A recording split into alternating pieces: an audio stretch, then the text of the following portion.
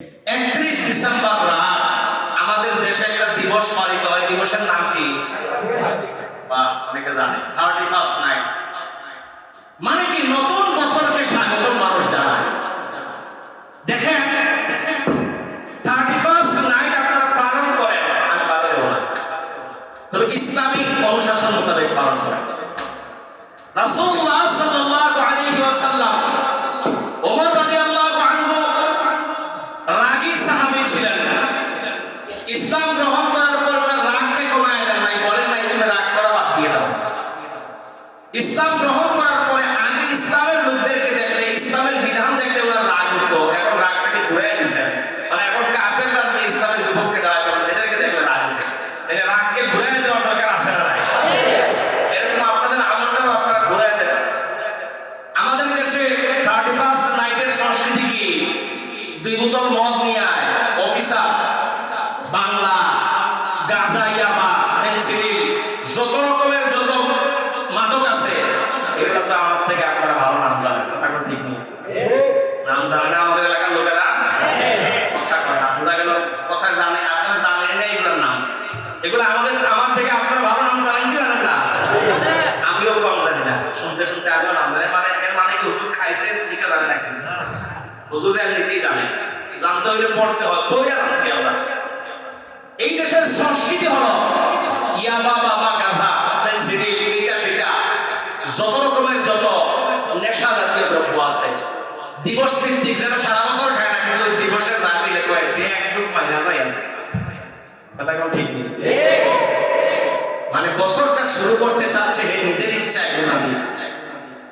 অথচ উচিত ছিল কি আজকে বছরের প্রথম রাত 2টা রাকাত নামাজ পড়া, 4টা রাকাত নামাজ পড়া, 6টা রাকাত নামাজ পড়া, একটু কান্নাকাটি করে আল্লাহর কাছে বলা, আল্লাহ আগামী একটা বছর আমাকে কোনোদিন গুনার সাথে জড়াইও না, আগামী একটা বছর আমার উপর কোনো বিপদ আপদ দিও না, কোনো অসুস্থতা দিও না। বলবো আল্লাহ আসমানে জমিনে বালা মুসিবত থেকে আমার হেফাজত রাখেন। এটা বলার দরকার ছিল কি ছিল না? একটু জোর করে বলেন, এটা ছিল কি ছিল না? কিন্তু আমরা সম্পূর্ণ ভিন্ন হতে থাকি। বাংলা মাস শুরু হয় বৈশাখ, বৈশাখের প্রথম দিন এসো হয় বৈশাখ, এসো এসো বইয়া বইয়া পান্তা ভাত আর ইলিশ খাইতে যায় হাজার হাজার আমাদের মা বোনদের ইজ্জত নষ্ট হয়। বিজয় দিবস পালন করতে যায় মোটর সাইকেলের পিছনে উঠে গেল প্যাসেঞ্জার একজন, কই থেকে কই গেল, ইজ্জত হারায় বসে চলে আসে। এই হলো আমাদের সংস্কৃতি বর্তমানে। ভাই দোস্ত, নিজের টার্গেটটাকে ঠিক রেখে মোড় ঘুরায় দেন। একজন ওইদিন আমার কইছে, হুজুর দোকানে চা খাইতে বসলেও তো টিভি দেখো লাগে, কি করা যায়? কোন চা খাও বাদ দিয়ে না? আমি বললাম দোকানে চা খাইতে ভাই কি দেখেন? কেউ তো টিভিতে তো দুনিয়ার সব কিছুই খায়। আমি বললাম টিভি আপনি যেহেতু নিয়ত করছেন দেখবেনই, যেহেতু নিয়ত করছেন টিভি দেখ মই ছাড়বো না, এটার মোড়টা ঘুরায় দেন। কিভাবে? আগে যেখানে নাচ গান চালায় থইতেন, এখানে সারাদিন ওয়াজ লাগায় থই দিবেন, নিজেদের ওয়াজ হারি সারাদিন তেলাওয়াত লাগায় থই দিবেন। তো নাচ শুনলে যদি গুনাহ হয়, নাচ দেখলে যদি গুনাহ হয়, তেলাওয়াত শুনলে সওয়াব হবে কি হবে না? এই কথা কয়, তেলাওয়াত শুনলে গুনাহ হবে, সওয়াব হবে কি হবে না?